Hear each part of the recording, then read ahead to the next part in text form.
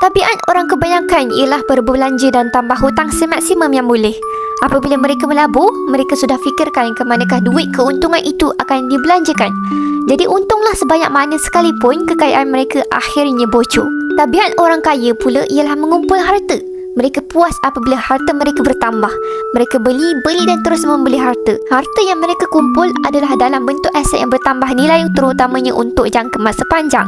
Bila kita lihat balik, kerugian yang besar dalam kewangan bukan disebabkan oleh pelaburan yang tidak untung, tetapi duit bocor atas desakan emosi yang suka berbelanja bila ada duit. Untuk mengubah kewangan, tuan-puan hanya perlukan perbetulkan tabiat tuan-puan tentang kewangan seperti tabiat orang kaya. Salah satu cara nak pupuk tabiat orang kaya ialah mula jadikan emas sebagai salah satu bentuk simpanan jangka masa panjang. Majoriti penyimpan emas, walaupun harga emas naik banyak sekalipun, mereka rasa sayang untuk jual emas tersebut.